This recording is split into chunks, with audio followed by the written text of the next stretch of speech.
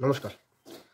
নাগরিক মনের এই প্রতিবেদনটি সম্পূর্ণভাবে 26,000 চাকরি বাতিল মামলা সদ্য ঘটে যাওয়া সুপ্রিম কোর্টের রায়ের প্রেক্ষাপটে নিরিখে বিভিন্ন মাধ্যমে বিভিন্ন ধরনের বক্তব্য ঘুরে বেড়াচ্ছে। সেই বক্তব্যগুলো কতটা সঠিক, কতটা বেঠিক, যারা প্রথম শুনছেন বা প্রথম জানছে তাদের কাছে এই সত্য সব কিছু উদ্ভাসিত হচ্ছে না। মানুষের মনের মধ্যে যে নেগেটিভিটিকে সেটাকে আবার বাড়িয়ে তুলেছে অনেক ধরনের কথাবার্তা। কারণ এই চাকরি বাতিলে এমন একটা ভাব হয়েছে সমাজে যেন 26,000-ই অযোগ্য ছিল, সরকার 26,000-কে অযোগ্যকে টাকার বিনিময়ে নিয়োগ করেছে।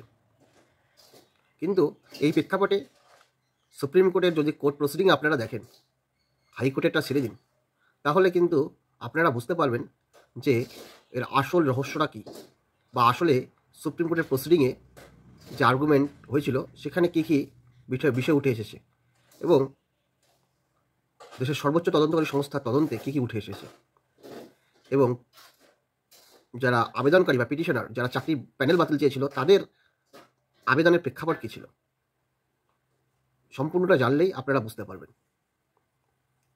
দেখুন, 26,000 চাকরি বাতিল মামলা 2024 সালে 22 এপ্রিল মহামান্য কলকাতা হাইকোর্টের স্পেশাল ডিভিশন বেঞ্চ বাতিল করেছিল 17 রকমের দুর্নীতির প্রেক্ষানিরিখে। সেই দুর্নীতিটা নাকি সিস্টেমেটিক ফ্রড।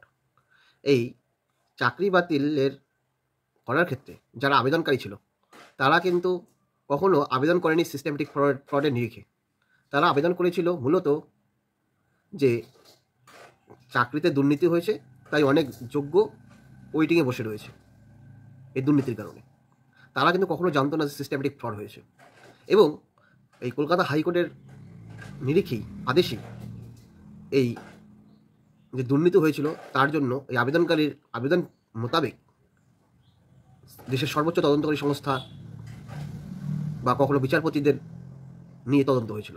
প্রথমে বাক কমিটি, যেটা সদ্য প্রাক্তন বিচারপতিদের নিয়ে গঠিত হয়েছিল, তারা একটা রিপোর্ট দিয়েছিল। পরবর্তীকালে সেই রিপোর্টের প্রেক্ষাপটে কিছু তথ্য উঠে আসে এবং পরবর্তীকালে দেশের সর্বোচ্চ তদন্তকারী সংস্থা তদন্ত নিরিখে কিছু তথ্য উঠে আসে। কিন্তু সেই প্রেক্ষাপটে এই 26,000 নিয়োগের মধ্যে কিন্তু 26,000-ই ফ্রড ছিল, সেটা কিন্তু কোনো তদন্তকারী সংস্থা রিপোর্ট দিতে পারেনি, ব্যর্থ হয়েছে। কারণ তারা যা রিপোর্ট দিয়েছে তারা তথ্যের উপরেই নির্ভর করে রিপোর্ট দিয়ে থাকে, এবং তারা রিপোর্ট যেটা দিয়েছে যে টোটাল সিবিআই দেওয়া তদন্তের নিরিখে 8,000, 26,000-এর মধ্যে 8,000, এই জিনিসটাও ভুল। কারণ একটা চাকরি নিয়োগের ক্ষেত্রে একটা প্যানেল তৈরি হয় দুইভাবে, একটা এম প্যানেল, একটা ওয়েটিং প্যানেল। আর এসএসসির যে নিয়মে একজনের জন্য 1.4, অর্থাৎ 10 জন যদি নিয়োগ করা হয় তাহলে 14 জনকে প্যানেলে রাখা হয় সেই নিরিখে। তাহলে সিবিআই যে তদন্তটা করেছে সেই তদন্ত নিরিখে যে 8,000 সামথিং যে অবৈধ বেরিয়েছে, সেখানে এম প্যানেলে রয়েছে 5,000 সামথিং এবং ওয়েটিং প্যানেলে রয়েছে 3,000। অর্থাৎ 26,000-এর জন্য কিন্তু প্যানেল তৈরি হয়েছিল 35,000-এর। সেই 35,000-এর মধ্যে সিবিআই খুঁজে পেয়েছে 8,000 জনকে, এবং তাদের মধ্যে নিয়োগ পেয়েছে 5,000 জন, এবং বাকি 3,000 জন এখন ওয়েটিংয়ে রয়েছে। এবং সেই তদন্ত হাইকোর্টের নির্দেশে সিবিআই ফাইনাল রিপোর্ট দিয়েছে। সেই প্রেক্ষাপটে এই 22 এপ্রিলের পর 2024-এর পর সুপ্রিম কোর্টে যে শুনানি হলো, সেখানে সুপ্রিম কোর্টের প্রধান বিচারপতি, প্রাক্তন প্রধান বিচারপতি DY চন্দ্রচূড় কিন্তু স্টে দেওয়ার ক্ষেত্রে একটা প্রসঙ্গ তুলে এনেছেন।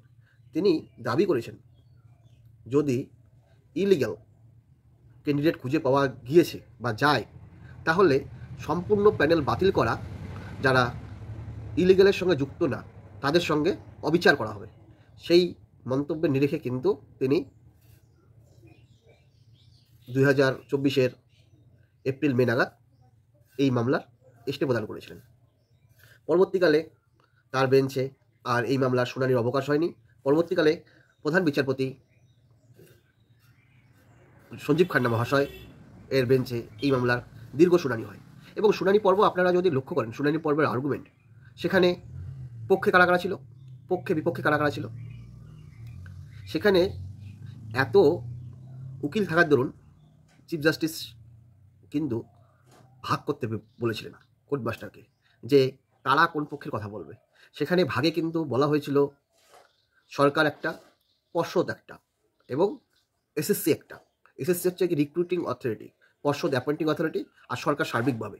এর সঙ্গে সঙ্গে থার্ড পার্টি হিসাবে যারা সিবিআই যারা চিহ্নিত টেন্টেড এবং সিবিআই দ্বারা চিহ্নিত হয়নি আনটেন্টেড, এবং সিবিআই তদন্তকারী সংস্থা, এবং যারা প্যানেল বাতিলের পক্ষে সেই পিটিশনার বা সুপ্রিম কোর্টে যারা রেসপন্ডেন্ট, এই প্রেক্ষাপটের নিরিখে কিন্তু শুনানি পর্ব চলে। আনটেন্টেড, টেন্টেড, রেসপন্ডেন্ট, তদন্তকারী সংস্থা CBI, recruiting authority SSC, appointing authority পর্ষদ এবং সরকার। প্রথমত এই মামলাটার ক্ষেত্রে আপনারা ভেবে দেখবেন, নিয়োগ পরীক্ষা হয়েছে 2016 সালে, নিয়োগ হয়েছিল 18-19-এ। নিয়োগ চলাকালীন বা প্যানেল হওয়ার পরে কিন্তু কোনো ধরনের প্যানেলের দুর্নীতি রয়েছে সেই নিয়ে কোনো ধরনের অভিযোগ হয়নি। অভিযোগটা রেজিস্টার হলো কবে? 2021-এ, মানে প্যানেল নিয়োগ হওয়ার পর প্রায় 2-3 বছর পর, চাকরি করার পরে প্যানেলে অভিযোগ দায়ের করা হয়েছিল। সেটা গ্রহণ হয়েছিল, এবং গ্রহণ হওয়ার পরে সিবিআই তদন্তের মারফত এই 8,000, যাদের মধ্যে 5,000 জন চাকরি করেছে এবং 3,000 জন এখনও ওয়েটিংয়ে রয়েছে, টোটাল কিন্তু 35,000-এর প্যানেলে। কেন বলছি 35,000? কারণ এখানে মনে রাখবেন এম প্যানেল এবং ওয়েটিং প্যানেল, এবং এসএসসি 10 জনের জন্য 14 জনকে প্যানেলে রাখে। সুতরাং 26,000 রিক্রুট হলে সেখানে প্রায় 35,000-এর প্যানেল তৈরি হয়েছিল। সেখান থেকে 8,000 জন সিবিআই খুঁজে পেয়েছে এবং তাদের ফাইনাল চার্জশিটে তাই জানিয়েছে। এখন সুপ্রিম কোর্টের যে কোর্ট প্রসিডিং চলেছিল সঞ্জীব খান্নার মহাশয়ের বেঞ্চে, সেখানে আপনারা লক্ষ্য করবেন, যদি আপনারা সম্পূর্ণ কোর্ট প্রসিডিংটা দেখেন, তাহলে যা আর্গুমেন্ট হয়েছিল সেই আর্গুমেন্টটা নিরেখে হাইকোর্ট যে নিয়মের প্রেক্ষাপটে প্যানেলকে সেট অ্যাসাইড করেছিল, সেই প্রেক্ষাপটগুলো যখন সিবিআই বলেছিল তখন কিন্তু অনেকটা অন্যরকম পথ দিয়েছিল। যেমন হাইকোর্ট বলেছিল যে টেন্ডার যাকে দেওয়া হয়েছিল, নাইসা ওএমআর শিট মূল্যায়ন করার, সে আবার নাকি এনগেজ করেছে ডাটা স্ক্যান ট্যাগটাকে। এটা এসএসসি জানে না, এটা নাকি অবৈধ নিয়মে। কিন্তু সিবিআই যেটা বললো সুপ্রিম কোর্টে, সিবিআই কিন্তু বলেছে যে ডাটা স্ক্যান ট্যাগ লিগ্যাল এবং অথরাইজ ওয়েতে নাইসা রিক্রুট করেছে। সুতরাং এই প্রসঙ্গটা সিস্টেমেটিক ফ্রডের ক্ষেত্রে খাটে না। তাছাড়া আপনারা দেখবেন, যখন রেসপন্ডেন্ট অর্থাৎ যারা প্যানেল বাতিলের পক্ষে, বিকাশবাবুরা দাবি করেছিলেন যে প্যানেল বাতিল করে রি এক্সামের হোক, তখন কিন্তু এই মাননীয় সুপ্রিম কোর্টের বিচারপতি একটা মন্তব্য করেছেন যে রি এক্সাম হলে কমপ্লেক্সিটি বৃদ্ধি পাবে। কী বৃদ্ধি হবে? কমপ্লেক্সিটি। কেন বৃদ্ধি পাবে, ওনার কী উদ্দেশ্যে এই কথা বলেছেন সেটা উনি জানেন। কিন্তু আমার মনে হয় উনি এই প্রসঙ্গেই বলতে চেয়েছেন যে রি এক্সাম যদি হয়ে থাকে, তাহলে কেউ পরবর্তী এক্সামের দরুন কেউ উত্তীর্ণ হলো না বা চাকরি পেল না, যারা এতদিন চাকরি করছে, যাদের বিরুদ্ধে সিবিআইয়ের কোনো অভিযোগ নেই, তাদের অবস্থান কী হবে? তারা কি পরবর্তী এক্সামটাকে মান্যতা দেবে? এই এক্সামটাকে মান্যতা দেবে না? সেই নিরিখে হয়তো এই মন্তব্যটা করেছেন। কিন্তু রায়ে লেখার ক্ষেত্রে তিনি কিন্তু আবার রি এক্সামের কথাটাই উল্লেখ করলেন। কি জানি না কী উদ্দেশ্যে নিয়ে তিনি এই প্রসঙ্গটা আর্গুমেন্টের সময় করেছিলেন যে রি এক্সামে কমপ্লেক্সিটি বৃদ্ধি পেতে পারে মাননীয় সম্মানীয় বিচারপতি সঞ্জীব খান্না মহাশয়। কিন্তু পরবর্তীকালে রায়ে তার ভিন্ন প্রতিফলন লক্ষ্য করা যায়। এবং রায়ে আরও একটি জিনিস লক্ষ্য করা গিয়েছিল, অনেকে বলছেন যে রায়ের 31 নম্বর প্যারায় বিচারপতি উল্লেখ করেছেন যে এসএসসি প্যানেল তৈরি হওয়ার 1 বছরের মধ্যে তার হার্ড কপি, ওএমআরের হার্ড কপি ডিস্ট্রয় করার তাদের গেজেট অনুযায়ী অধিকার রয়েছে। কিন্তু 1 বছরের মধ্যে এসএসসি মাত্র 9-10-এর 3টি এবং 11-12-এর 2টি, প্রথম দুটো কাউন্সিলিং কমপ্লিট করেছে। তাতে শিক্ষক নিয়োগের মোট 9-10-এ 12,000 এবং 11-12-এ 5,500, অর্থাৎ 17,000-এর মধ্যে 14,000, 9-10-এর প্রথম 3টে কাউন্সিলিংয়ে 10,800 এবং 11-12-এর প্রথম দুটো কাউন্সিলিংয়ে 5,000, মোট 14,000-এর মতো কাউন্সিলিং কমপ্লিট করেছিল। তাই পরবর্তীকালে যেহেতু 1 বছরের পরে এসএসসি তাদের ওএমআর ডিস্ট্রয় করেছে, তাই তাদের পরবর্তী কাউন্সিলিংগুলো করার গ্রহণযোগ্যতা থাকে না বা আইনের পরিপন্থী। এইখানে একটা সাধারণ যুক্তি, এই জিনিসটা কি বিচারপতিকে বোঝাতে অক্ষম বা বিচারপতি বুঝতে পারেননি যে কোনো চাকরির প্যানেল যখন তৈরি হয় তখন একটা এম প্যানেল এবং একটা ওয়েটিং প্যানেল তৈরি হয়। সেটা যখন হার্ড কপি ছিল এসএসসির কাছে 1 বছর আগে, তখনই কিন্তু এম প্যানেল এবং ওয়েটিং প্যানেল তৈরি হয়েছিল। তাহলে সেই এম প্যানেল এবং ওয়েটিং প্যানেল থেকেই কিন্তু পরবর্তীকালে 9-10-এর ক্ষেত্রে 4 নম্বর কাউন্সেলিং, 5 নম্বর কাউন্সেলিং, 6 নম্বর কাউন্সেলিং হয়েছিল। সেখানে কীভাবে আইনের পরিপন্থী হয়ে থাকে, কারণ খাতা যখন ছিল তখনই তো প্যানেলটা তৈরি হয়েছে। কারণ 3 নম্বর কাউন্সেলিং, 4 নম্বর কাউন্সেলিং তো হওয়ার সঙ্গে খাতার অবস্থান নেই, খাতার হার্ড কপি ধ্বংস করেছে, সেই জন্য 3 নম্বর কাউন্সেলিং, 4 নম্বর কাউন্সেলিং আইনের পরিপন্থী। এটা কোন যুক্তিতে? কারণ প্যানেল যখন তৈরি হয়েছিল, এম প্যানেল এবং ওয়েটিং প্যানেল, সেটা তো তখন খাতা এসএসসির কাছে ছিল। তারপরে তো প্যানেলে নতুন কোনো চেঞ্জ হয়নি, সেই জন্য 3 নম্বর 4 নম্বর কাউন্সেলিংকে আইনের পরিপন্থী বলে দাগিয়ে দেওয়াটা আমার কাছে যেমন যুক্তিহীনতা মনে হয়েছে। যাই হোক, আপনারা বিচার করবেন। এবং পরবর্তীকালে আরও একটা কথা বলি, এখানে এই রায়ের মধ্যে সুপ্রিম কোর্ট কীভাবে এই রকম রায়ের স্ববিরোধিতা করতে পারে। সরকার স্বীকৃত সংস্থার ভুলের দরুন যেসব ইন সার্ভিস বা আদার গভর্নমেন্ট সার্ভিস, তারা যদি পুরনো জায়গায় 10 বছরের ইনক্রিমেন্ট সহকারে ফিরিয়ে যাওয়ার আনটেন্টেড টিচাররা যেতে পারে, তাহলে ফ্রেশার আনটেন্টেড টিচার যাদের বিরুদ্ধে কোনো ধরনের সিবিআই ও এসএসসির অভিযোগ নেই, তাহারা কী করবে? তারা কি পুনরায় 10 বছরের বেকারত্ব কিনবে? এর উত্তর কী? এর উত্তর কি দিতে পারবে? কারণ পিটিশনারদের আবেদনের প্রেক্ষাপটে যে দুর্নীতি হয়েছিল তাই জন্য আমরা পাইনি, সেই আবেদনের প্রেক্ষাপটে দেশের সর্বোচ্চ তদন্তকারী সংস্থা সিবিআই তদন্ত হয়েছে। তারপরে এই প্রসঙ্গ আসে কেন যে এসএসসি যোগ্য অযোগ্য লিস্ট দেবে? এসএসসি যোগ্য অযোগ্য লিস্ট কেন কীভাবে দেবে? এসএসসির 2016 রিক্রুটমেন্টের কাছে এসএসসির তো মনে হয়েছে সব কিছু যোগ্য ছিল, তাই তারা যোগ্যজনকে নিয়োগ করেছে। কিন্তু চোর এসএসসি যে চুরি করেছিল সেটা তো সিবিআই তদন্তের মাধ্যমেই প্রমাণিত হলো, এবং সিবিআই তো কিছুজনকে সেগ্রিগেট করেছে, অযোগ্য লিস্ট বানিয়েছে, যাদের 2 মাস চাকরি গিয়েছিল অভিজিৎ গাঙ্গুলির রায় মোতাবেক। তো এটা কি সেগ্রিগেশন হলো না? তাহলে অনেকে যে খবরে ভাসাচ্ছে যে এসএসসি যোগ্য অযোগ্য লিস্ট দিতে পারেনি তাই প্যানেল বাতিল হয়েছে, সম্পূর্ণ সর্বৈব মিথ্যা কথা। কারণ সুপ্রিম কোর্ট তাদের কোর্ট প্রসিডিংয়ে কখনো যোগ্যজনের তালিকা আমার জানা চায়নি। কোনো যত আর্গুমেন্ট হয়েছিল কখনো যোগ্যদের তালিকা সুপ্রিম কোর্ট চেয়ে বসেনি।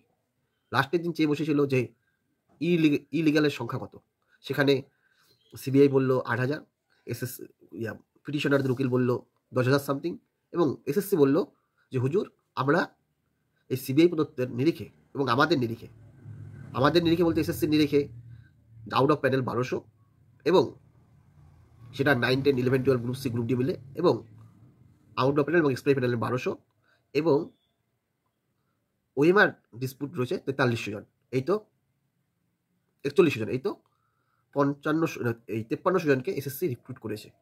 কিন্তু সিবিআই বলছে 8,000। এই কারণে সিবিআই 8,000 বলেছে, কারণ বাকি 3,000 এখনও রিক্রুটমেন্ট পায়নি, তারা ওয়েটিংয়ে রয়েছে। আর বিকাশবাবু বলছে 10,000। তাহলে যারা প্যানেল বাতিলের দাবি করে থাকে তাদের দাবি যদি 10,000 হয়ে থাকে, আর সিবিআই এর যদি দাবি হয়েছে 8,000 জন হয়ে থাকে 26,000-এর মধ্যে বা 25,000 প্যানেলের মধ্যে, বিকাশবাবু যদি 25,000 প্যানেলের মধ্যে 10,000 জনকে দাবি করতে পারে, সিবিআই যদি 8,000 জনকে চিহ্নিত করতে পারে, এবং এসএসসি বলছে আমরা যাদের নিয়োগ করেছি তার মধ্যে 5,5300 জন রয়েছে, তাহলে সুপ্রিম কোর্ট কোন নিরিখে প্যানেল বাতিলের মতো প্রসঙ্গ নিয়ে আসে? কারণ যারা বিচার চাইতে গিয়েছিল তারাই তো তাদের দাবির সীমাবদ্ধতা রেখেছে। তাহলে কাদের দাবির নিরিখে সুপ্রিম কোর্ট প্যানেল বাতিলের মতো দুঃসাহসী সিদ্ধান্ত নেয়? প্যানেল বাতিলের মতো দুঃসাহসী সিদ্ধান্ত এই কারণে বলেছি, কারণ এখানে নিয়োগ হয়েছে, এবং নিয়োগ হওয়ার 6 থেকে 7 বছর হয়েছে। আপনারা ভাবুন,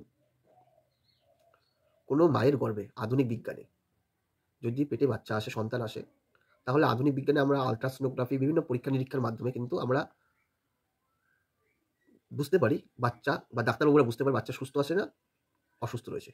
যদি অসুস্থ থাকে তখনই কিন্তু ডাক্তারবাবু সেই মাকে বা সেই মায়ের গার্জিয়ানকে নির্দেশ দিয়ে থাকে যে বাচ্চা অসুস্থ রয়েছে, সুতরাং প্রসব করার তুলনায় একে অ্যাবর্শন করা বা নষ্ট করা বুদ্ধিমানের কাজ হবে।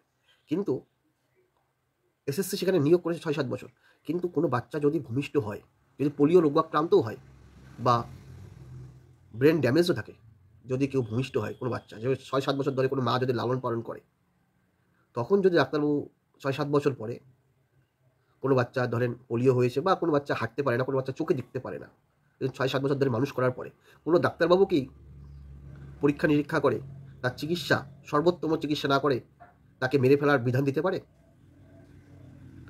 ঠিক একই রকমভাবে এসএসসি যেখানে 6-7 বছর নিয়োগ হয়েছে, সেখানে কীভাবে রি এক্সামের মতো নির্দেশ দিতে পারে আমার জানা নেই। অনেকেই বাজারে ভাসাচ্ছেন যে সার্ভিস জুরিসপ্রুডেন্সে নাকি একটা নিয়োগে একজন অযোগ্য প্রমাণিত হলে সেই প্যানেল নিয়ে প্রশ্নচিহ্ন থেকে যায়। কিন্তু সার্ভিস জুরিসপ্রুডেন্সে কি এই যুক্তিটা দাঁড়ায় না যে কোনো প্যানেলে যদি একজন যোগ্য থাকে সেই প্যানেল বাতিল করাটাও একটা অন্যায়? সেটা কি সার্ভিস জুরিসপ্রুডেন্সে লেখা নেই? আমার এই সম্পূর্ণ বক্তব্য নিরেখে আপনাদের মতামত বিভিন্ন কমেন্টের মাধ্যমে জানাবেন, ভালো গঠনমূলক মতামত জানাবেন। ধন্যবাদ।